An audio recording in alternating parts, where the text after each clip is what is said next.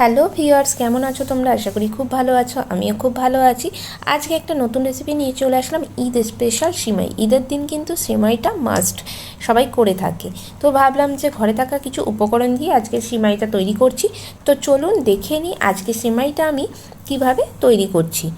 সেমাই বানানোর জন্য প্রথমে আমি গ্যাসের আগুনে কড়াই বসিয়ে দিয়েছি। এরপর এর মধ্যে বেশ কিছুটা পরিমাণ দিয়ে দিচ্ছি ঘি। সিমাই কিন্তু ঘিতে রান্না করলে বেশি সুস্বাদু হয়, আর ঘিটা একটু বেশি পরিমাণ দিলে কিন্তু টেস্টও খুব ভালো আসে, ফ্লেভারও ভালো আসে। তারপর এর মধ্যে দিয়ে দিলাম কাজু আর কিছুটা কিশমিশ। এটাকে একটু হালকা করে ভেজে নেব।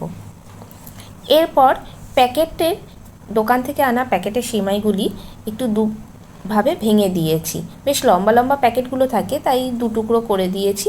দিয়ে এবার একটু ভালো করে ঘিয়ের মধ্যে সেমাইটাকে একটু ভেজে নেব। সেমাইটাকে একটু ভালো করে ভেজে নিচ্ছি। সেমাইটা হালকা একটু করে ভেজে নিলাম। এরপর এর মধ্যে দিয়ে দেবো বেশ অনেকটা দুধ।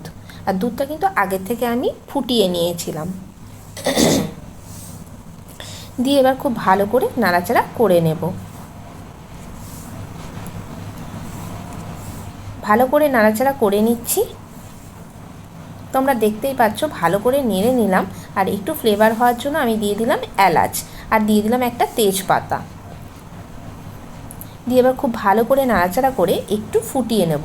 সিমাই তৈরি করতে খুব বেশি সময় লাগে না, ঝটপটি তৈরি হয়ে যায়, আর সবাই কিন্তু খুব পছন্দ করে। ঈদের দিন কিন্তু এই রকম সিমাই বানানোই যেতে পারে। আর দিয়ে দিলাম চিনি। মিষ্টিটা আপনারা আপনাদের পছন্দ অনুযায়ী দেবেন। যারা বেশি মিষ্টি পছন্দ করেন তারা একটু বেশি পরিমাণে দিয়ে দেবেন, আর কম পছন্দ করলে একটু কম পরিমাণে দেবেন। তো সিমাই কিন্তু আমার রেডি হয়ে গেছে। কেমন লাগলো আজকের রেসিপিটা অবশ্যই কিন্তু কমেন্ট করে জানাবেন।